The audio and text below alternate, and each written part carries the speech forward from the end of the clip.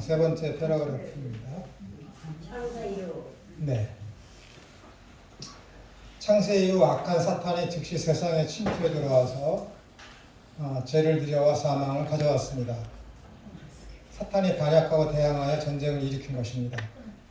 하나님께서는 이 전쟁의 승리를 위하여 아들을 보내신 것입니다. 구약에 등장하는 이스라엘의 전쟁의 양태와 승리는 하나님께서 반드시 전쟁에서 승리하신다는 것을 믿게 하기 위하여 보여주는 모형들입니다. 구약에 있었던 인물과 제사와 율법과 제도들과 사건과 사고들, 기록된 모든 것들, 전쟁들, 그런 모든 것들은 선지자의 말까지 포함해서 다 하나님을 계시하신 것이고 하나님 아들을 계시하신 것이고 하나님 나라, 그 다음에 종말의 일을 보여주기 위한 하나의 모형들입니다. 모형들이에요. 실제로 일어난 것이지만은 그것이 실제가 아니라니까요. 이해가 되세요? 구약에 일어났던 모든 사건, 인물, 제도들은 실제로 존재했던 거예요. 그러나 그것을 실제로 알고 믿으면은 여러분 오류에 빠지는 거예요. 그것은 실제로 발생한 사건이 있지만은 그것이 가리키는 실제가 있다니까요. 그것은 하나의 뭐예요? 표시예요, 표시. 표징이라니까요. 구약에 발생했던 모든 인물, 사건, 제도들은 다 표징에 불과한 거예요. 예수님께서 그러시죠. 요한복음에서 세메이온이라는 단어를 쓰잖아요. 제가 말씀을 많이 드렸죠. 표적을 보여요. 표적. 그럼 표적이라는 거예요. 물이 포도주가 된 것. 그것은 뭐예요? 하나님 나라가 이제 시작되었다. 라는 것을 그 표징으로다가 보여주는 거야. 새술은 쇠부대에 하나님 나라에 대한 모습을 보여줘. 확 바뀐다는 거. 하나의 표징밖에 안 된다니까요. 예수님께서 물이 포도주가 되게 하는 그런 가나 혼인잔치에서 그 사건은 물이 포도주로 변한 게 중요한 게 아니라 물이 포도주로 변함으로 말미암아 그것이 가리키는 진짜 의미가 있다 이거야. 실체. 그것이 하나님의 나라는 거야. 물이 포도주로 바뀌는 실제적인 사건은 있었지만은 그 사건은 중요한 게 아니야. 그 사건을 통해서 말씀하시고자 하는 궁극적인 목적이 있어. 목표. 그 목표가 중요하다는 거야. 마찬가지로 구약에서 발생한 모든 사건, 인물, 제도들은 실제로 발생했지만 그게 중요한 게 아니에요. 그것이 신약 시대 때 예수님이 오심으로 말미암아 완성될 그것을 가리키는 것이기 때문에 신약 시대 때 있었던 그게 중요한 거예요. 구약 시대 때 그런 율법이나 제사나 제도들이 중요한 게 아니라 그렇기 때문에 히브리서에서 뭐예요? 그 구약에 있었던 그 모든 것들은 다 실체가 아니야. 그건 그림자야. 그건 모형이야. 라고 얘기하는 거예요. 그게 중요한 게 아니니까. 그러니까 구약 시대 때 이삭은 뭐 농사를 지었더니 전에 비해서 100배의 결실을 맺었다. 그런 게 중요한 게 아니라는 거예요. 하나님 나라에서 받을 너희들이 상급은 영광은 하나님 나라라는 것은 이 땅에 써 있는 그것에 비해서 100배라는 거예요. 100배라서 꼭 100배라는 거예요? 아니요. 100이라는 것은 완성을 얘기해요. 완전하다는 거예요. 하나님 나라에서 받을 영광과 너희들 기쁨과 만족은 완전하다라는 걸 표현하기 위해서 이삭이 전해 이전 것은 지나갔으니 새 것이 되었다. 전 것에 비해서 이 새 것은 완전하다는 것을 표현하는 거예요. 그러니까 이삭도 이렇게 했는데 왜 하나님 나한테 100배 아니냐니까요, 여러분. 자꾸는 구약으로 들어가서 생각하면 안 돼요. 그것은 모형, 그림자예요. 실체가 아니라니까요. 그 모든 것들은 다 신약 시대 때 있을 것, 예수님께서 재림하실 때 완성되어 하나님의 나라의 것들을 보여주는 거예요. 그래서 요에서나 이런 데서 보면 뭐라고 그러나요? 주님의 날, 주의 날 그런 게 나오는 거예요. 왜? 그 사람들이 주의 날이 뭔지를 어떻게 알아? 지금의 우리를 봐서 진행하고 와서 보니까 어떻게 되는 거야? 이 주님의 날은 하나님 예수님께서 재림하실 때 이루어질 그때를 가리키는 거구나. 아브라함과 요엘과 수많은 선지자들은 예수님께서 오실 것을 보고 기뻐했으며 예수님께서 다시 재림하실 때 완성될 그 하나님의 나라를 보고 기뻐했구나 라는 것을 얘기하는 것이지. 근데 요엘이나 이스라엘 수많은 선지자들은 예수님께서 오실 것은 알았지만은 그분께서 초림하셨다가 하나님 나라로 가셨다가 다시 재림한다는 그런 것에 대한 사상이 약했습니다. 이건 구약에서 드러난 사실이에요. 그 사람들은 주님의 날을 썼을 때 주님께서 이 땅에 처음 오셨을 때 모든 것이 완성될 줄 알고 그 사람들은 믿었어요. 왜? 하나님이 계시를 어떻게 돼요? 점진적 계시를 보여주셨거든요. 점진적 계시. 처음에 계시라는 것이 뭐예요? 커튼을 조금씩 열어주는 거예요. 요만큼. 점점점 많이 열어주는 것이죠. 구약시대 때는 문이 커튼이 요만큼만 열렸다면 지금 어떻게 되는 거예요? 거의 완전히 열린 거예요. 지금. 왜? 지금은 우리가 거울을 보는 것 같이 희미하나 그때가 되면은 우리가 얼굴과 얼굴을 맞대어 보는 것처럼 완전하리라. 그것이 뭐예요? 예수님을 통해서 모든 계시가 완성되었을 때. 그것이 뭐예요? 요한계시록이 쓰여졌을 때.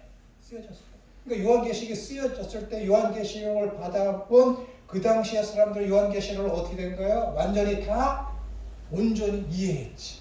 용이 무엇을 얘기하는지, 여자가 무엇을 얘기하는 것인지, 7번의 재앙과 나팔 불고 하는 그런 모든 것들이 무엇을 상징하는지 다 알았다니까요. 그 시대 사람들은 그 편지를 받아본 사람은 다 알았어. 근데 이것을 받아본 사람들이 어떻게 돼요? 예수님이 곧 오실 것으로 알았지. 베드로서에 보면 확실하게 나타나 있잖아요. 예수님이 곧 오시리라 라는 것을 그들이 알았기 때문에 어떻게 돼요? 그것에 대한 해석을 쓸 필요가 있어요? 없어요? 없지. 왜? 내가 살아있는 동안에 주님께서 다시 재림할 것을 믿었기 때문에 요한계시록이나 어떤 다른 서신서들에 대한 해석을 쓸 필요가 없었던 거예요. 근데 그 시대 사람이 안 오잖아. 지금에 와서 보니까 어떻게 돼요? 요한계시록을 보니까는 이게 뭘 얘기하는 것이 2000년 전이니까. 그러니까 지금 어떻게 되는 거예요? 그 당시의 문헌을 찾아서 연구해서 찾아내는 것이죠. 사람의 죄성 때문에 모르는 거예요. 이렇게 구약에서 있었던 모든 것들은 여러분들이 다 신약에 있어서 완성될 그런 것들을 모형과 그림자이지 실제는 아니다 라는 것을 여러분들이 아셔야 돼요. 그래야 여러분들이 하나님 나라를 소망하고 이 땅의 것을 추구하지 않는 부활의 삶을 살 수가 있습니다. 자꾸만 구약에 돌아가서 구약 시대 때 사람들은 이렇게 병도 고쳐주시고 이렇게 다 해주셨는데 왜 지금은 안 됩니까? 당연히 안 되지. 그림자예요. 당연히 안 되지. 예수님이 이 땅에 육체로 계실 동안에는 수많은 기적과 수많은 어떤 표적을 보여주시면서 믿게 하셨는데 이제는 그분이 하늘나라로 가셨는데 뭘 더요? 필요가 없는 거예요. 이미 하나님께서는 하나님 나라에 대한 완전한 계시를 우리에게 해주셨고 이분이 바로 나 하나님의 아들이며 그리스도라는 것을 어떻게 돼요? 아까 첫 시간에 얘기했듯이 확실하게 전능하신 능력으로다가 누구나가 볼 수 있도록 경계선을 쳐서 우리에게 딱 선포를 하셨는데 그것이 믿음인데 뭘 더 믿으라고 우리한테 기적을 보여주고 우리에게 능력을 하나님께 행하실 필요가 뭐가 있습니까? 이미 다 필요한 걸 다 줬는데 안 그렇습니까? 다 줬는데 이재용이가 이건희 아버지가 돌아가시기 전에 아버지 나한테 돈 1억만 더 주시죠. 그렇겠습니까? 다 받았는데 안 되는 거잖아요. 사람이기 때문에 욕심이 한도 끝도 없지만 그런 거 아니에요. 그걸 명심하시고 구약적인 그런 어떤 복 그런 개념들을 여러분들이 이 땅의 지상의 것으로다가 생각하면은 여러분들은 하나님의 얼굴에다가 다른 이방의 신을 덮어버리는 거예요. 다음 주에 오시면은 제가 그러면은 10계명, 첫 계명 원서로 써서 내가 설명해 드릴게요. 원서로 써서 히브리어로 써서 왜 그렇게 되는지, 얼마나 성령이 나 외에 다른 신을 섬기지 말라, 얼마나 좋습니까? 근데 이거 얼마나 오역인지, 제야만 하는 소리가 아니에요. 몇몇 사람들이 이런 이야기를 하는데 무서워서 말을 못하지. 무서워서. 이거 완전히 유대적인 유일신 사상에 의해서 되어버려. 여러분, 유일신이 뭔지 아세요? 유일신? 언니가 하나님만 유일하신다. 원갓 유일신이라는 것은 오직 하나님께만 구원이 있습니다 라는 것이 유일신 사상이에요, 여러분. 네. 여러분, 여기 다른 데는 불교도 있고 이슬람교도 있고, 그들이 믿는 신은 뭐예요? 붓다가 신이고 이슬람 마음이 신이잖아요. 그들에겐 그게 신이에요. 그들에게 구원이 있습니까? 아니에요. 내가 여호와만 신이야 해도 그들은 그걸 안 믿어. 그러니까 세상에 존재하는 사상적인 신은 수천만 신이 존재해요. 수천만 신이 존재한다니까. 근데 그 중에서도 오직 구원을 주신 유일하신 신은 누구라고? 여호와 하나님 그분뿐이다 라는 것이 유일신 사상이에요, 여러분. 유일신이라는 것이 오직 하나님 당신만 신입니다 라는 게 아니라니까, 여러분. 오직 여호와만이 우리에게 구원을 주신 유일한 신이라는 거예요. 그러니까 오직 뭐예요? 예수님께서 하시는 말씀이 사도행전에서 뭐라 그러는 거예요? 천하만국의 구원을 얻을 만한 이름 오직 그리스도 예수뿐이니라 라고 얘기하는 거예요. 왜? 다른 놈들이 자기들에게도 구원을 주는 신이 많다고 믿고 있기 때문에 그 소리를 하는 거잖아요, 지금. 그러니까 신은 많아요. 그러나 진짜 신은 하나님뿐이라니까요. 아멘. 그러니까 거기에 뭐라고 하면 아이돌, 생각으로 만들어낸 신이라는 거예요, 여러분. 그 사람들에게 그게 신이에요, 여러분. 우리한테는 그건 하나의 우상이기 때문에. 우상도 신이에요, 여러분. 그러니까 영어로다가 뭐야? 하나님 여호와 신은 G-O-D 할 때 G를 대문자로 쓰고 다른 잡다한 신들은 소문자로 쓰는 거예요. 구분하기 위해서. 거짓신이라는 것이죠. 저 담배를 심하게 피우는 거예요.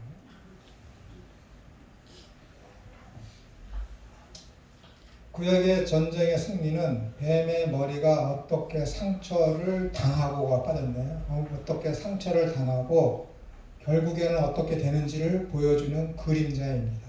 뭐라고요? 구약에 있는 모든 전쟁은 뭘 얘기하는 거라고? 어떻게 사탄이 뱀의 머리가 박살나는지를 보여주는지, 그리고 뱀의 머리는 반드시 박살난다는 것을 믿도록 구약의 모든 전쟁에서 하나님이 승리했다라는 거예요. 하나님은 전쟁에서 패하신 적이 단 한 번도 없으시고 다 승리하셨지. 구약의 전쟁의 모습은 아브라함으로부터 나타납니다. 아브라함이 318명의 군대로 이길 수 없는 네 나라, 네 연합군과의 전쟁에서 승리하고 돌아올 때 창세기 14장 20절에서는 너희 대적을 내 손에 붙이신 지극히 높으신 하나님을 찬송할지라. 전쟁은 누가 가서 했어요? 아브라함과 그의 수하 318명을 데리고 가서 했는데 그 전쟁을 이기게 한 게 누구라고? 만군의 주 여호와라는 거예요. 그러면서 살레만 멜기세덱이 찬양을 합니다. 그리고 이스라엘의 출애굽부터 가나안 입성까지의 여정에서, 사사기의 수많은 전쟁에서, 다윗을 통한 전쟁에서, 구약은 이스라엘이 이길 수 없는 전쟁에서 불가능한 전쟁을 역전하여 이기는 상황을 수없이 보게 됩니다. 이를 통하여 우리는 하나님은 반드시 전쟁에서 이기시는 전능하시고 지혜로우신 분이심을 확인할 수가 있습니다.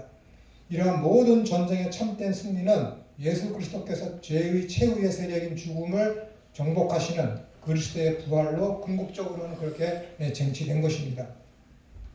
이 땅의 모든 전쟁은 사탄이 들여온 죄로 말미암아 발생하게 된 것이며 전쟁은 반드시 죽음을 가져옵니다. 그런데 예수 그리스도께서 죽으셨다가 다시 사셨으니 전쟁에서 승리하셨고 죽음을 정복하신 것이며, 따라서 전쟁의 결과인 죽음이 사라짐과 동시에 사탄은 가장 깊은 무적행으로 사로잡혀 영원한 평화와 안식을 그리스도인에게 가져온 것입니다.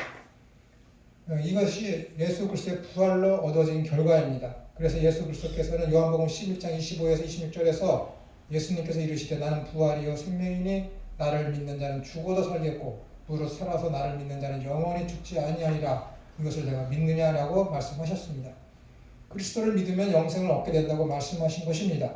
신자는 그리스도를 믿음으로 그리스도의 죽음과 부활에 참여하게 되어 그리스도의 죽음과 부활이 자기의 것이 되는 신비적 연합이 이루어집니다. 그러므로 믿음을 통하여 그리스도의 죽음과 부활에 참여하게 되어 영생을 얻게 되었습니다. 즉 신자는 그리스도와 동일하게 죄와의 전쟁에서 승리하였으며 따라서 죄의 권세인 사망을 정복한 것이 됩니다. 이것이 부활이 주는 기쁨이며 행복입니다. 그러니까 예수님을 믿으면 예수님의 의의가 어떻게 되는 거예요? 나한테 전가되는 거예요. 그 의의가 뭐라고요? 죄에 대해서 부활을 통해서 승리하신 그 의의가 우리에게 전가된다는 것입니다. 이것을 가지고 신비적 연합이라고 로마서 5장부터 8장에서 7장까지 잘 설명해 주고 있습니다. 그리스도의 부활이 없었다면 전쟁의 승리도 없는 것입니다. 왕의 탄생이나 전쟁에서의 승리에 대한 소식이 복음, 곧 유앙겔리온입니다. 이 땅에 참된 안식과 평화를 가져온 복음은 그리스도의 부활로 찾아온 것입니다. 그러므로 그리스도의 부활이 없었다면 복음도 없는 것입니다. 그래서 그리스도의 부활이 전쟁에서의 승리를 가져온 것이기 때문에 복음이라는 것은 뭐예요? 새로운 왕이 탄생했다. 그 다음에 전쟁에 나가서 승리했다. 이것이 복음인데 유앙겔리온인데 예수님께서 이 땅에 오셨죠. 근데 예수님께서 죽으셨죠. 근데 부활하지 않았으면 어떻게 되는 거예요? 전쟁에서 승리한 것이 안 되기 때문에 예수님의 어떤 그런 모든 오심이 다 무용지물이 되고 그렇기 때문에 그것이 유앙겔리온 복음이 될 수 없는 것이었죠. 그러므로 부활이 이렇게 중요한 것입니다. 그리스도의 부활이 없었다면 복음도 없는 것입니다. 그래서 사도 바울은 로마서 1장 6절에서 내가 복음을 부끄러워하지 아니하노니 이 복음은 모든 믿는 자에게 구원을 주시는 하나님의 능력이 됨이라고 하였습니다. 그리고 고린도전서 1장 18절에서도 십자가의 도가 멸망하는 자들에게는 미련한 것이요 구원을 받는 우리에게는 하나님의 능력이라고 선포하고 있습니다. 이 능력이 아까도 말씀드렸지만 우리의 고난과 우리의 인내와 우리의 오래 참음과 우리의 어떤 자기 부인을 통해서 얻어지는 승리입니다. 그리스도의 부활로 성취된 복음이 구원을 가져다 주기 때문에 능력이며 그리스도의 부활을 믿으면 구원을 주기 때문에 복음이 되는 것입니다. 그래서 사도 바울은 고린도전서 15장에서 그리스도의 부활이 없으면 그리스도인이 가장 불쌍한 자이며 거짓말장애이며 우리의 믿음은 헛것이라고 한 것입니다. 그리스도는 부활로 전쟁에서 승리하셨고 성도는 그 승리 안에 있으며 성도의 부활은 보장이 되었습니다. 예수님이 우리 군대 장관이시기 때문에 군대 장군, 대장이 나가서 승리하면 어떻게 되는 거예요? 그 부하들도 당연히 그 대장의 승리에 참여하게 되는 것처럼 그리스도께서 우리의 대신이며 대표가 되시기 때문에 그리스도의 죽음이 우리의 죽음이 되고 그리스도의 부활하심이 우리의 부활함이 되는 것입니다. 그러나 이 세상은 여전히 죄와 악이 존재하며 고통과 슬픔 가운데 신음하고 있으며 악의 세력은 더욱 득세하고 있습니다. 이러한 세상은 세상의 질병, 재난들과 함께 마지막 때에 더욱 왕성할 것이라고 마태복음 24장에서 잘 보여주고 있습니다. 이러한 상황은 그리스도의 재림으로 종지부를 찍게 될 것입니다. 즉 그리스도의 다시 오심으로 전쟁이 완전히 끝날 것입니다. 예수 그리스도께서는 완전한 주님의 날을 가져오기 위하여 잠시 하늘 보좌로 올라가셨습니다. 그렇죠. 40일 동안 이 땅에 계셔서 하신 일이라는 것은 아까도 말씀드렸듯이 뭐예요? 하나님의 일을 가르치시기 위해서. 그래서 어떻게 엠마오로 가는 제자들에게 어떻게 되는 거예요? 그들의 믿음을 회복시키고 당신을 믿게 하시기 위해서 당시의 성경이었던 구약 성경에 대해서 당신에게 대했던 성경의 말씀을 잘 풀어서 그들에게 알려주고 있지 않습니까? 그런 것처럼 예수님께서 이 땅에서 계시는 동안에는 하나님 나라의 일을 보여주시고 그것이 어떻게 이루어졌는가를 그다음 이루시기 위해서 말씀하셨고 사역을 하셨습니다. 그 다음에 부활하신 후에도 여전히 뭐예요? 이제는 과거에 당신이 이 땅에 사시며 공생애 동안 하셨던 그 일의 의미와 구약적인 의미에 대해서 어떻게 되는 거예요? 그것들이 다 당신을 계시하신 것이라는 것을 제자들에게 한데 모아서 가르치고 있었다라는 것이죠. 그럼에도 불구하고 제자들은 뭐라고 그러는 거예요? 이스라엘을 회복하심이 이때니까. 얼마나 한심하게 시작했습니까? 한심하시죠. 그러면 요한복음서는 전지적 시점에서 쓴 거예요. 이미 마태, 마가, 누가, 공간 복음서는 그 1장, 2장, 3장, 4장을 써 나가면서 그냥 발생한 사건을 그냥 써 내려간 거예요. 이것이 무엇을 의미하는지에 대한 생각 없이 그냥 써 내려간 거예요. 일기장처럼. 근데 요한복음서는 예수님이 이 땅에 오셨네. 그것에 대한 해석을 하죠. 그가 오시면 이 세상에 어린 양으로 오신 것이다. 설명을 해요. 왜 오셨는지. 그 다음에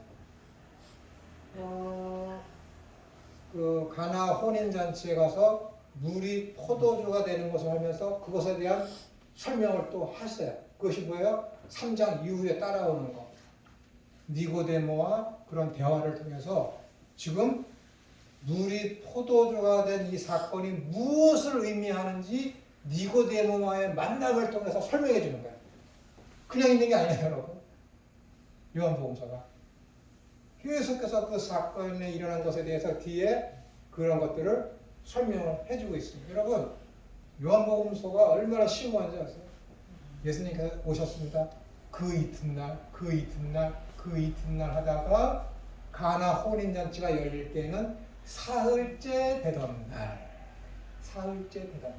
그 합치면 뭐예요? 7번째 날. 안식일은 아니었지만 7이 뭘 상징하는 거야? 안식일을 상징하는 거야. 안식일이 뭘 상징하는 거라고? 하나님의 나라. 안식일을 상징하는 7일 때 대단하에 물이 포도주가 되는 사건이 일어난다니까요. 하나님의 나라 이거죠. 이렇게 주도 면밀하게 쓰여진 것이 요한복음서예요. 가장 먼저 복음서에서 이적 사건이 일어난 것은 예수님께서 어떻게 되는 거예요? 베드로한테 깊은 물에 가서 그물을 던져라. 고기를 잡는 거. 베드로의 장우에 열병을 고쳐주는 거. 그러한 것들이 복음서에 기록된 가장 먼저 일어난 이적 사건이라. 그런데 뭐라 그래요? 이 사도 요한은 갈릴리 가나의 혼인잔치에서 일어난 이 기적 사건을 가지고 가장 먼저 일어난 사건이다. 이적 사건이다. 라고 얘기해요. 뻥이지. 왜? 설명하기 위해서. 예수님의 사역이 시작됨으로 말미암아 하나님 나라가 이루어졌다. 왔다라는 것을 보여주기 위해서 그렇게 첫 번째라고 이야기하고 일부러 짜 맞춰서 7번째 날 그 일이 일어났다라고 얘기하는 거예요. 얼마나 주도 면밀합니까? 뭔 소리입니까? 어쨌든 요한복음서는 그렇습니다. 요한복음서를 저한테 강의를 들으시면 헤어나지 못합니다. 헤어나지 못합니다. 최고의 책이에요. 진짜 내가 죽어서 만약에 그럴 일은 절대 없지만 만약에 야 천우야 너 무슨 복음서 갖고 나한테 올라 그러면 요한복음서 갖고 갔어요. 최고의 책. 최고의 책. 자, 하늘로의 승천. 살펴보겠습니다. 예수 그리스도께서는 부활하신 후 지상에서 40일 동안만 계셨습니다. 사도행전 1장 3장에 쓰여있죠. 이 기간은 무계시적인 기간이 아니라 하나님의 분명한 역사적인 계시가 담겨져 있습니다. 성경을 보시면 40이라는 숫자는 한 세대의 기본 연수. 그러니까 한 세대 구분할 때, 한 세대 구분할 때 40세로다가 40년으로다가 한다는 것이죠. 그 다음 노아 홍수의 강우 기간이 40일, 그 다음에 모세가 시내산에서 십계명을 받으러 올라간 기간도 40일, 출애굽 광야 생활 기간은 40년, 40을 내가 말씀드려요. 40이라는 숫자를 40년. 가나안 정탐 기간도 40일, 성소의 길이도 뭐예요? 40규리 이렇게 되어 있습니다. 요나가 니느웨에서 하나님의 말씀을 전한 기간도 40일이라고 구약에 기록되어 있습니다. 그리고 신약에서는 그리스도께서 광야에서 금식하시고 시험을 받으신 기간도 40일. 그다음에 예수 그리스도가 부활하신 후에 지상에서 계신 기간도 40일. 성경에서 이렇게 40이라는 숫자를 아주 계시와 상관돼서 아주 주도면밀하게 기록하고 있습니다. 이러한 사건들을 통해서 볼 때 성경에서 말하는 40이라는 숫자는 매우 의미심장하다고 말씀드릴 수 있습니다. 즉 40은 하나님의 계시의 기간을 나타내며 또한 계시의 완성을 의미하기도 합니다. 예수 그러니까 가장 대표적인 것은 시내산에 율법을 받으러 갔을 때 40일 동안 어떻게 돼요? 완성된 십계명을 받아들고 모세가 내려오지 않습니까? 그렇게 계시 그런 것들. 예수 그리스도께서 부활하신 후 40일 동안은 지상에 계시면서 제자들과 사람들에게 나타나셔서 구약 성경이 자신에 대하여 기록된 것임을 설명하셨고 제자들로 하여금 복음을 전하도록 하셨습니다. 그리스도께서 40일 동안 계시면서 특별히 구약이 자신에 대해 기록된 것임을 가르치셨습니다. 가르치셨다는 것은 구약의 계시가 자신을 통하여 완성되었음을 말씀하시는 것입니다. 그러면 성경에서 40이라는 숫자는 계시의 완성을 나타내는 것이라고 말씀드릴 수 있습니다. 계시의 완성이 죄, 즉 사탄과 관계될 때는 사탄의 멸망과 죄의 세력의 소멸을 의미합니다. 계시의 완성이란 언약 성취이며 언약의 성취는 하나님 나라의 성취입니다. 그리고 하나님 나라의 시작이란 이미 알고 있듯이 죄의 세력, 즉 사탄의 통치가 끝장나고 하나님의 통치가 시작되었다라는 것입니다.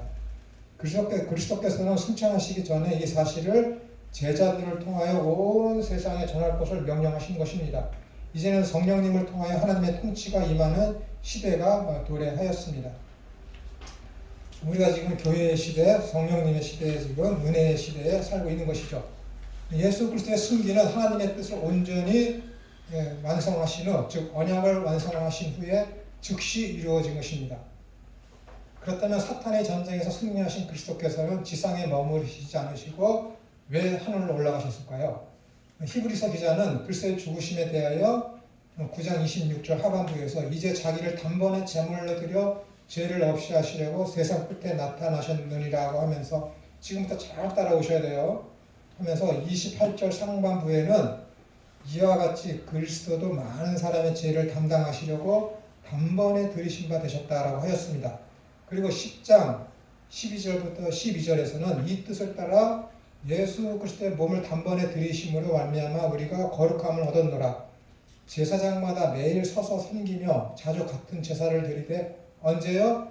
구약 시대 때에 이 제사는 언제나 죄를 없게 하지 못하거니와 오직 그리스도는 죄를 위하여 한 영원한 제사를 드리시고라고 하였습니다. 영원한 제사, 그러니까는 단번에 제사를 드렸다라고 앞에 여러 차례 말씀하고 있지 않습니까? 근데 이것이 영원성을 띠다는 것. 한 번의 제사를 드림으로 말미암아 영원한 효과가 있다. 제1부정과거. 제가 말씀드렸죠. 제1부정과거는 한 번 일어나는데 그것은 반복되는 사건이 아니라 한 번 일어남을 통해서 그것이 미치는 영향은 영원할 때 표시되는 헬라어 문법 용어가 뭐라고요? 문법이 제1부정과거를 쓴다는 거예요. 과거에 어떠한 사건이 정해진 시기가 아니라 과거에 어떤 특정한 어떤 사건이 일어났는데 그 사건이 뭐예요? 딱 한 번만 일어나는데 그 사건이 영향력은 어떻게 되는 거예요? 끝까지 간다는 거예요. 끝까지. 그럴 때 쓰는 것이 제1부정과거 용법이라는 것입니다. 구약의 제사는 속죄일마다 매년 반복해서 어린 양을 잡아 사람의 죄를 짊어지고 사람을 대신하여 제물을 드렸지만 영원한 능력이 없죠. 그때만 있는 거예요. 그리스도께서는 십자가에서 단번에 죽으심으로 영원한 효력을 발생하였습니다. 그리스도의 죽으심이 영원한 효력을 발생하게 될 수 있는 것은 다른 제물들은 한 번 죽는 것이 정해진 것이며 그 제물은 다시 살아나지 못하였지만 그리스도께서는 다시 사셨을 뿐만 아니라 그의 다시 사심은 영원한 생명으로의 부활이셨기 때문에 그렇습니다. 그런데 우리가 여기서 구약의 제사 제도에서 주목해야 할 것이 있습니다. 레위기 16장 14절부터 17절입니다. 그러니까 대제사장이죠. 대제사장은 또 숫송아지의 피를 가져다가 손가락으로 속죄소 동쪽에 뿌리고 또 손가락으로 그 피를 속죄소 앞에 7번 뿌릴 것이며 또 백성을 위한 속죄제 염소를 잡아 그 피를 가지고 휘장 안에 들어가서 그 숫송아지 피로 행한같이 그 피를 행하여 속죄소 위와 속죄소 앞에 뿌릴지니 곧 이스라엘 자손의 부정과 그들이 범한 모든 죄로 말미암아 지성소를 위하여 속죄하고 또 그들이 부정한 중에 있는 회막을 위하여 그같이 할 것이요 그가 지성소에 속죄로 들어가서 자기와 그와 지방과 이스라엘 온 회중을 위하여 속죄하고 나오기까지는 누구든지 회막에 있지 못할 것이며라고 하였습니다. 속죄소에 들어가서 이제 그 속죄소를 거룩하게 하게 하기 위해서 그 뭐야 잡은 어린 양의 피를 손가락으로 찝어서 동쪽과 앞쪽과 위쪽에 이제 뿌린다라는 것이죠.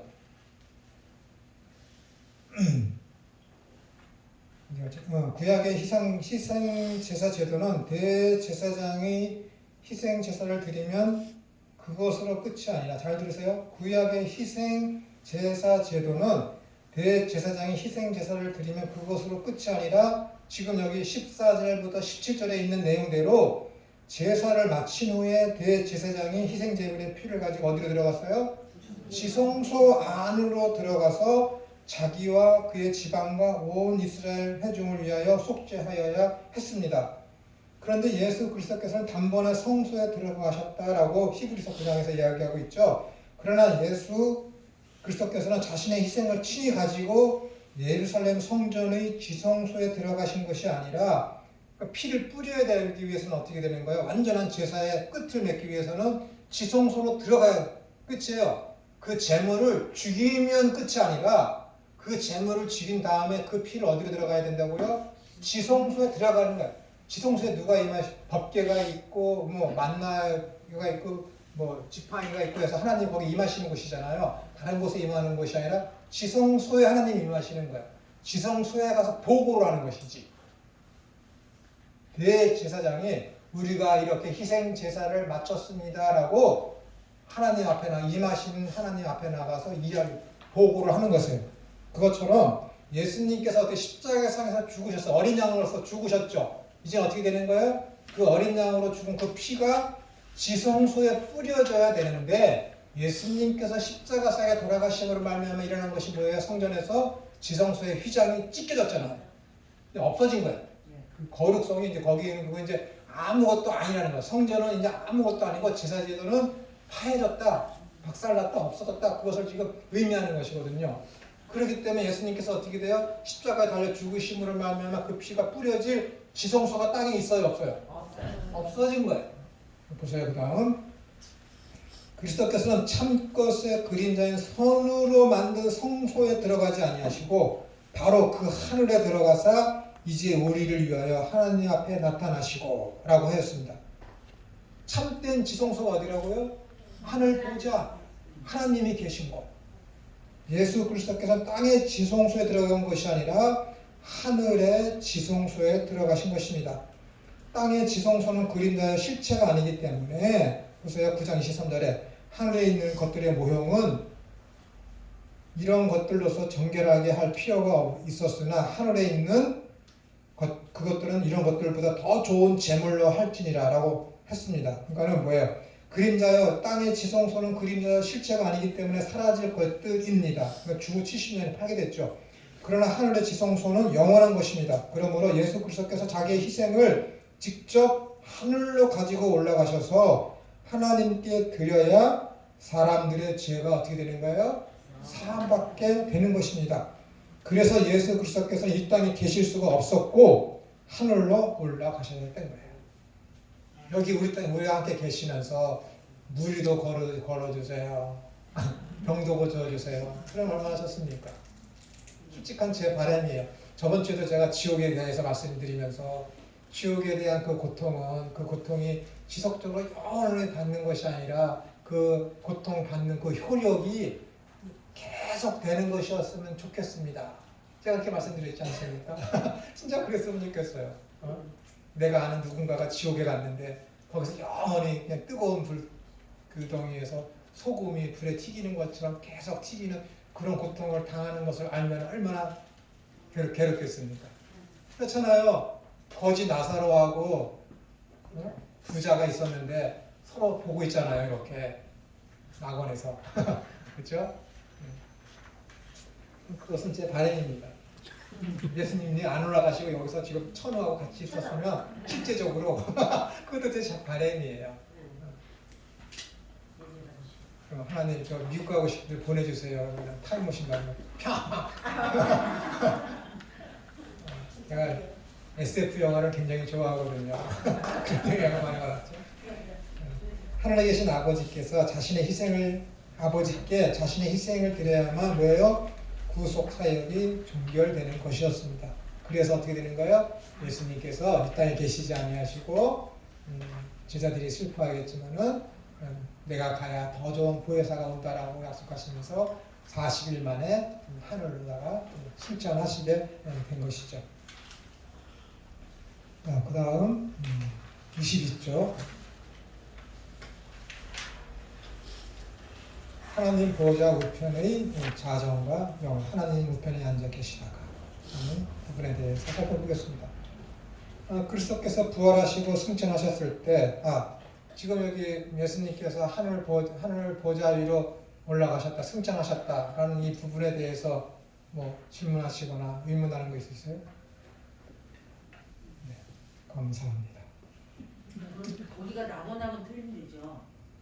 그렇죠. 거긴 나무랑 틀리죠. 하늘이라고 되어 있어요. 하늘의 오르사. 네. 낙원이 아니라 하늘. 파라디오스가 아니라 그냥 우라노스. 하늘이라 되어 있거든요.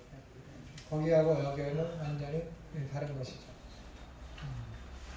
내가 오늘 나와 함께 낙원에 이르리라 하는 그 낙원은, 여러분 보세요. 예수님께서 40일 동안 이 땅에 계시면서 제자들 앞에 이제 나타나고, 여자들 앞에 나타나고, 엠마오로 가는 제자들에게 나타나고, 제자들에게 또 나타나시고, 이게 횟수로는 별로 없잖아요. 그죠? 어디 계셨을까요? 하늘이. 그러니까 예수님께서 제자들이 다락방에 있었을 때 어떻게 됐어요? 녹화하고 들어가셨나요? 그냥 쑥 들어가셨잖아요. 엠마오로 가는 제자들한테 갔었을 때 말 타고 쫓아가셨을까요? 뚝 나타나셨잖아요. 그러니까 부활의 그 몸은 시공간을 초월하는 3차원적인 육체가 아니라 한 4차원적, 5차원적인 그런 몸으로다가 부활하는 것이죠. 예수님이 그걸 증거하고 있잖아요.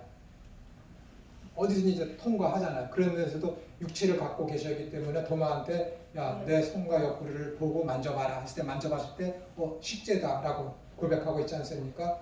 몸은 있지만은 어떤 시공간적인 영향을 받지 않으시는 것이 예수님의 부활하신 몸이고, 그분이 우리의 부활의 첫 열매이기 때문에 우리도 예수님께서 재림하실 때 두 번째 부활할 때 그렇게 이제 가시적인 몸은 그런 몸으로다가 우리가 부활하게 된다라는 것이죠. 그래 영원히 살죠. 시공간의 제약을 안 받아야.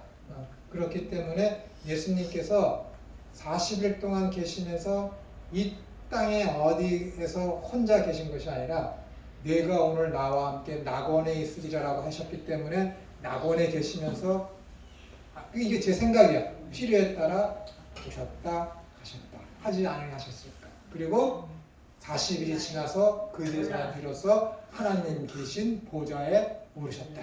그렇게 보는 것이 맞는 것 같습니다.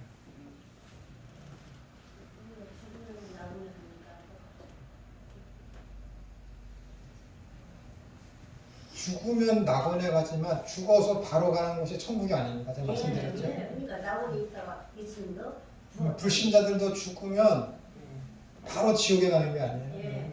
음부에 갔다가 주님께서 이 땅에 심판하러, 최후 심판하러 오셨을 때 그때서 그들을 이제 불구덩이에 있는 지옥으로 보내는 거예요. 말씀드리겠지만 저기 지옥의 불하고 음부의 불하고 다르다고 제가 말씀드렸어요. 그럼 우리 언어도 좀 바꿔야 되는 거죠.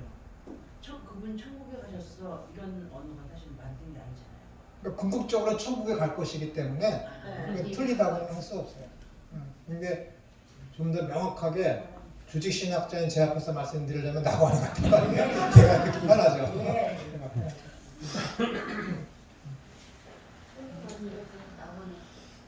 다음 그리스도께서 부활하시고 승천하셨을 때 하나님의 보좌 우편에 자정되셨습니다. 이것은 사도행전에 이렇게 이제 그다음에 에베소서에 히브리서에 베드로전서 계시록에 이렇게 기록되어 있습니다.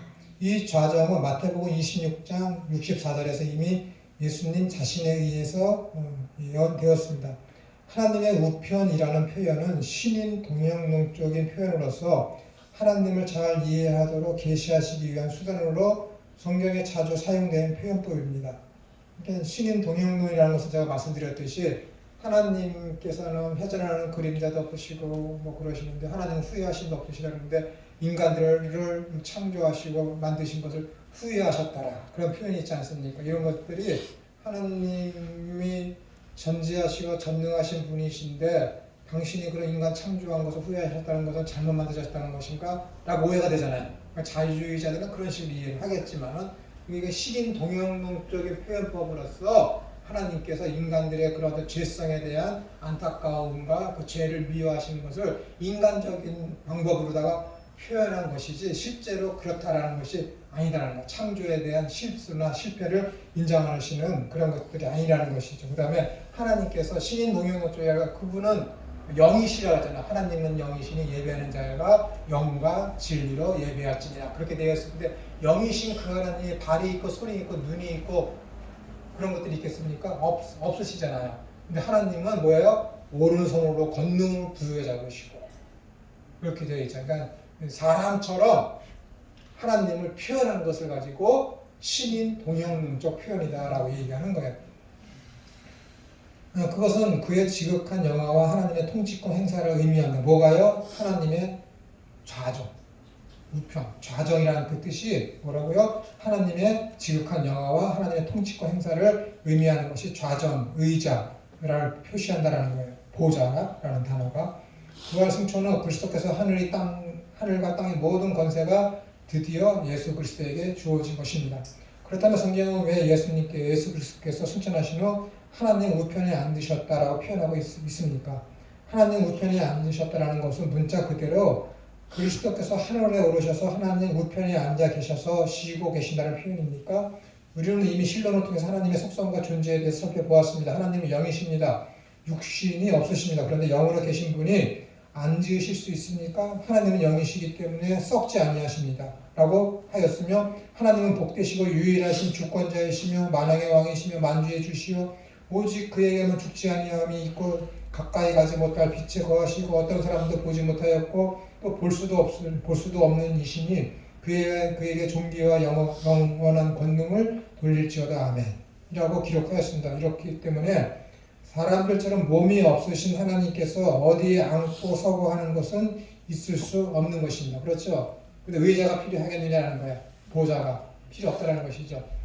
영이시기 때문에 하나님 우편, 좌편, 뒤편, 앞편, 위, 아래가 있을 수 있겠느냐는 거예요. 없는 것이죠. 절대 없어요. 신인 동영론적인 표현이고 무엇인가를 의미하기 위해서 보좌, 그것도 우편에 앉았다라는 것이죠. 그럼에도 불구하고 성경에서 하나님께서 사람처럼 앉고 서고 손이 있고 발이 있는 것처럼 표현하고 있는 것은 하나님이 쉬지 않고 일하심을 사람이 이해하도록 비유하며 표현한 것입니다. 그러므로 하나님께서 보좌에 앉아 계시다는 것은 보좌가 뭐예요? 왕권을 가지시고 통치하신다는 의미예요. 즉 세상의 왕은 모든 왕좌, 즉 보좌에 앉아 있습니다.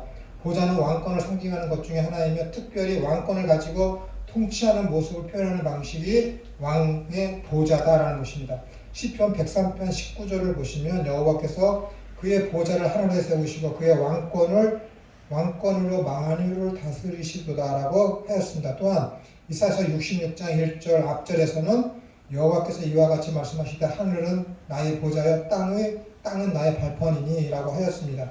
성경에서의 보좌는 하나님의 왕권이 행사됨을 의미하는 신인 동영론적인 표현 방법입니다. 그렇다면 왜 우편에 그러니까 보좌라는 의미에 대해서 지금 말씀드린 거예요. 보좌라는 의미가 뭐라고요? 하나님의 왕권이 행사된다. 하나님의 통치가 행사된다라는 의미로다가 하나님의 보좌라는 용어가 쓰인다라는 것입니다. 그러면 우편이라는 단어가 가지고 있는 의미가 무엇인지 살펴보겠습니다. 동양이나 서양이나 전통적으로 우편이란 옳다라는 의미를 함축하고 있습니다. 그리고 오른편이라는 영어의 단어는 right이고 옳다라는 표현도 right인데 똑같아요. 뿐만 아니라 정이라는 의미라도 이렇게 right라는 단어로다가 쓰이고 있습니다.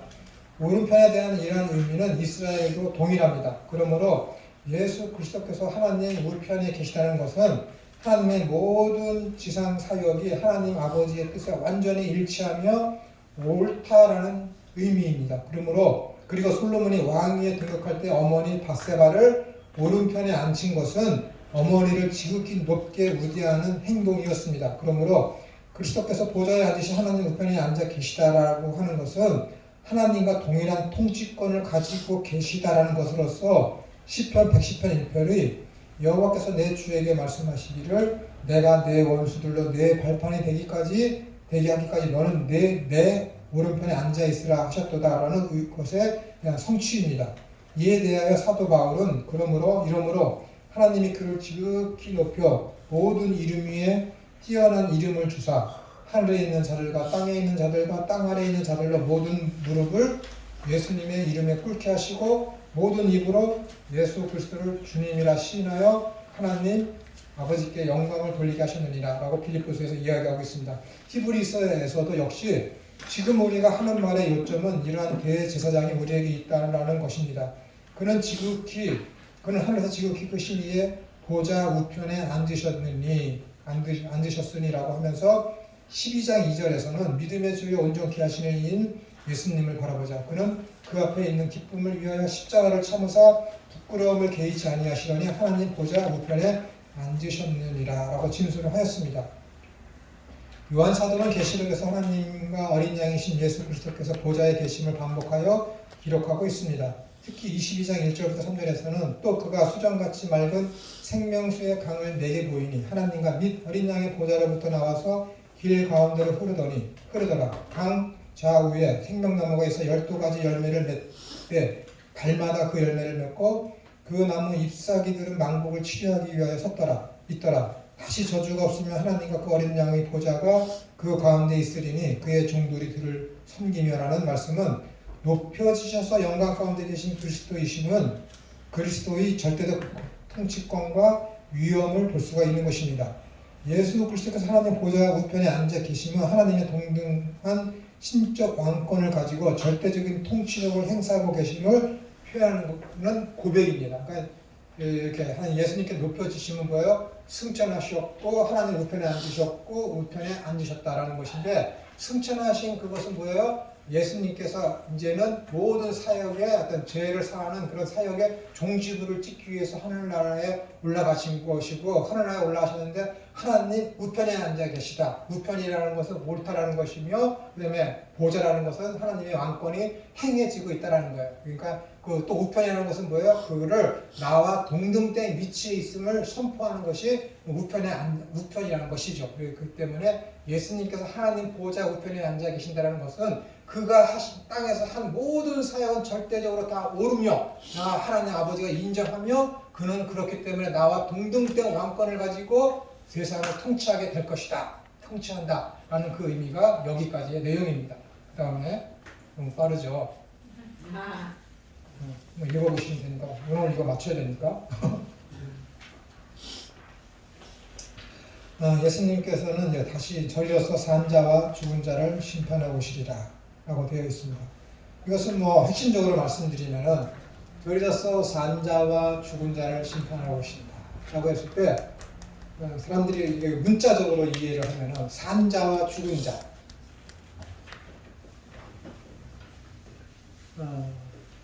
지금 죽어서 실제적으로 죽어서 무덤 아래에 있는 그 영혼들 그 다음에 살아있는 우리들 그 모든 영역 주님께서 이 땅에 오시는 심판하러 오시는 그 범위는 한계가 없다. 그의 권능은 한계가 없다. 그의 심판에서 벗어나는 것은 예외가 없다. 그것을 말씀하시기 위해서 지금 산자와 죽은 자를 심판하러 오시리라 라는 용어를 썼다라는 거예요. 산자와 죽은 자 심판하러 오시리라. 데살로니가서에 보면은 여러 번 나옵니다. 저번 주에도 우리가 살펴봤지만은 산자, 그 다음에 죽은 자, 그 다음에 잠자는 자 그런 용어가 쭉 나오거든요. 근데 이 잠자는 자라는 이 용어에 대해서 사람들이 어떻게 신학적으로 생각할 때에 그 데살로니가 전서가 후서가 쓰여졌을 때 이 죽은 자가 누구를 상징하느냐, 누구를 의미하느냐에 대해서 신학적인 어떤 논쟁거리가 굉장히 오랫동안 그리고 지금도 지속되어 오고 있습니다. 그러나 우리 개혁직에서 이야기하는 이 데살로니가 전서에서 쓰여지는 이 죽은 자, 즉 거기서 이야기하는 잠자는 자라는 것은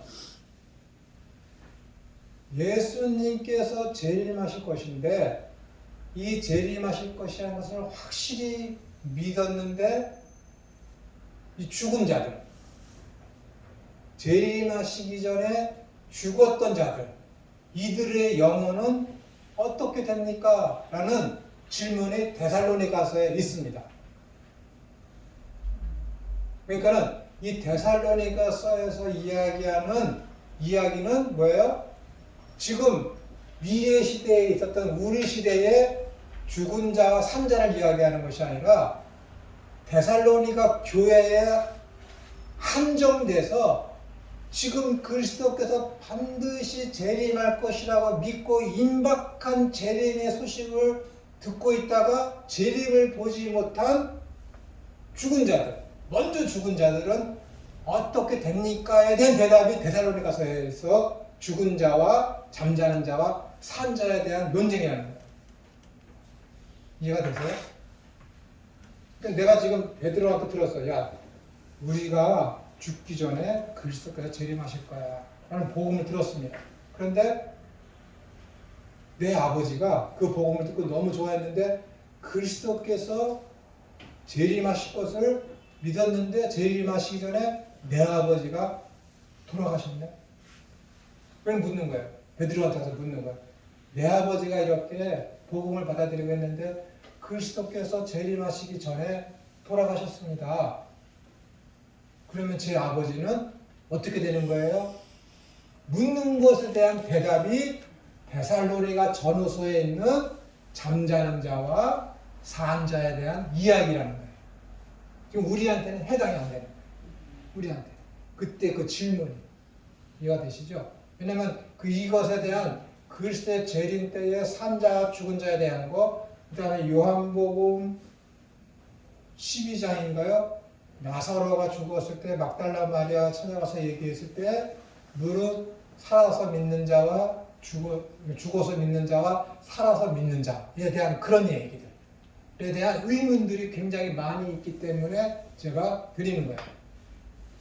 그거 똑같은 이야기거든요.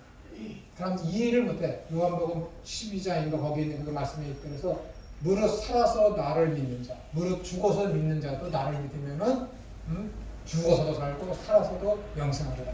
그 말에 대한 똑같은 부류의 질문에 대한 예수님의 답변입니다. 그걸 염두에 두시고 여기 산자와 죽은 자에 대한 그 이야기를 한번 살펴보겠습니다. 시간이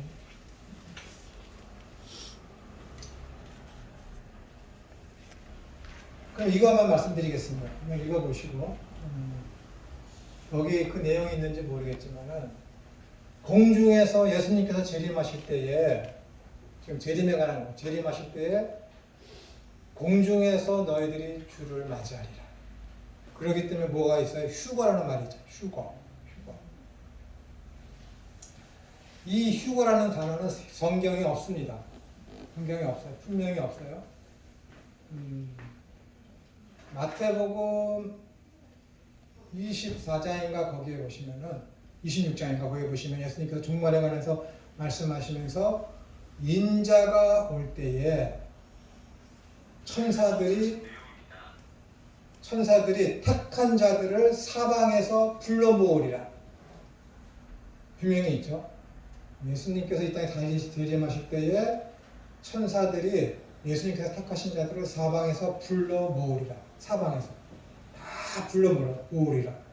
근데 데살로니가서에서는 예수님께서 천군 나팔, 호령소리를 내면서 나팔 불며 오실 때에 죽었던 잠자는 자들도 거기서 잠자는 자들도 산자들도 공중에서 오시는 주님을 공기 속으로 끌려 올라가서 주를 맞이하리라. 그렇게 되어 있습니다. 원어는 공중으로 에어라고 되어 있어요. 구름으로 오시는 그분, 구름을 타고 올라가신 모양 그대로 이분은 구름 타고 내려오시리라. 손오공입니까? 그것도 아니에요. 구름이라는 것은 그냥 그 구름이 아니라 구약시대 때 하나님이 임재하실 때에 샤키나, 거룩성을 표현하기 위해서 구름이라는 용어를 쓰는 거예요. 거룩하신 그 예수님을 아주 극적으로 아주 그냥 표현하기 위해서 구름이라는 단어를 쓴 것이죠.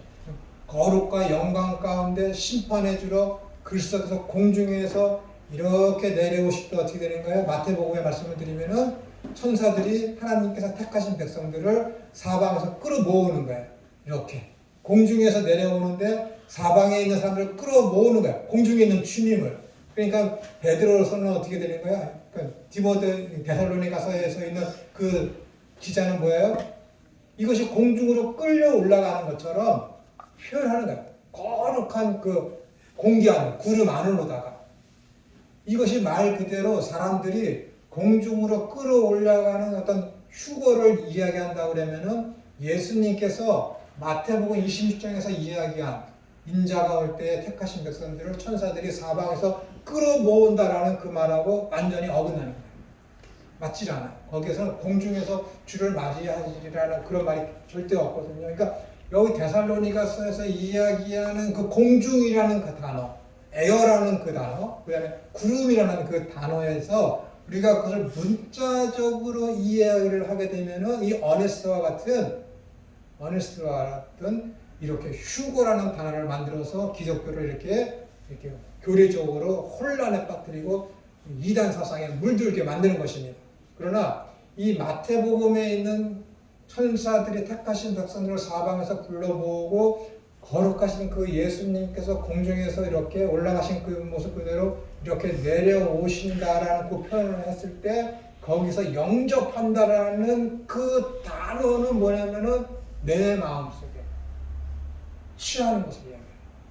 그러니까 공중에서 주님이 오시니까 밑에 서서 모집을 끌어짐을 받은 사람들은 어떻게 되는 거예요? 공중으로 끌려 올라가는 것처럼 표현될 수가 있는 것이잖아요. 그러니까 문자적으로 해서 이것을 휴거로다가 받아들이면은 이것이 굉장히 지상에 혼란이 일으키게 되는 것입니다. 만약에 휴거라는 영어를 통해서 보면은 비행기 기장이 예수님 믿는 사람이에요.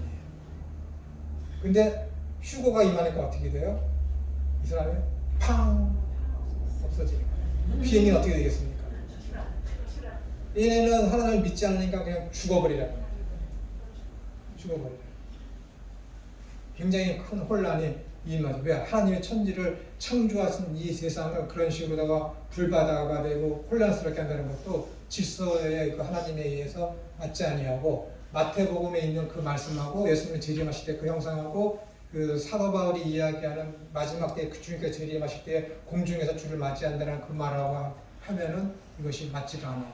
어떤 것이 우선시해야 되느냐? 예수님께서 복음서에서 이야기하신 그 말씀 거기에 비추어서 사도 바울이 이야기했을 때 그것을 문자적으로 보지 아니하고 의미론적인 상징적인 표현으로다가 그것을 보게 되면은 휴거라는 단어는 생성될 필요가 없는 아주 좋지 않은 비기독교적인 용어다라고 얘기하는 것이죠. 그래서 여기서 공중으로 너희가 끌려 올라가서 공중에서 주를 맞이하리라. 그 말은 원어로 분명히 있지만 그것이 육체적인 어떤 휴거를 이야기하는 것이 아니라 영적인 어떤 부양, 영적인 어떤 상승, 어떤 영적인 그런 쪽으로다가 이것을 보는 것이 기독교에서 휴거라는 단어에 대해 맞대응을 하는 교리적인 어떤 대응이다라고 여러분들이 이 부분을 알아두시면 고맙겠습니다. 그리고 이 부분에 대해서 지금 여기 말씀드린 이 내용은 아마 이 안에 있을 거예요.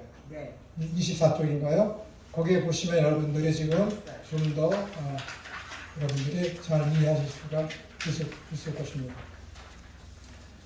그래서 예수님의 기독론에 대해서 예수님의 어떤 비하와 승기는 오늘 여기까지만 하겠습니다. 그리고 이 강의가 언제까지 시작되는 것이죠? 다음 주가 마지막이에요. 그럼 다음 주에는 원래 강의가 2개가 남았거든요. 예수님의 그리스도 대신, 그러니까 제사장, 송지자, 왕 대신. 그 그리스도 되심에 대해서 하나가 남았고, 예수님의 어떤 속죄 사역에 대해서 그 속죄 범위 그런 부분에 대해서 있는데, 다음 주에 와서는 원래는 제가 여러분들에게 숙제를 내드리는 게 있잖아요. 예수님의 그리스도 되심에 대해서 논하라. 보신 분들 계시기 때문에 그거는 강의 안 하고 넘어가고, 예수 그리스도의 어떤 속죄 사역의 어떤 범위에 대해서 이단들의 어떤 예수 그리스도의 속죄에 대한 그런 부분에 대해서 다음 주에 말씀드리겠습니다. 오늘 아주 바쁘게 하다 보니까 네, 고생하셨습니다. 기도하겠습니다. 하나님 아버지 감사드립니다. 주님의 말씀을 저희들이 묵상하고 생고할 때에 우리에게 깨닫게 해주시고 하나님을 알게 해주시는 그 은혜는 은혜를 알 때마다 몸둘바를 모르고 어떻게 처신해야 될지를 모를 때가 많이 있습니다. 말씀을 통해서 깨달은 대로 저희들이 살고자 최선을 다하게 해주셔서 우리가 천국 백성임을 언행 심사를 통해서 넉넉히 입증해낸 그리스도의 증인된 삶을 어디에서나 감당하려는 여기 모인 우리 모두가 되어지게 하여 주시옵소서. 우리들의 삶과 생업 중에도 함께 해주시어서 악한 사탄의 모든 시험과 올무와 계계와 권세에서부터 우리를 건져주시어서 하나님 나라의 참 평안을 주님이 주시는 그 능력으로 말미암아 맛보며 살게 하옵소서. 거룩하신 예수님의 이름으로 기도드리옵나이다. 아멘. 수고하셨습니다.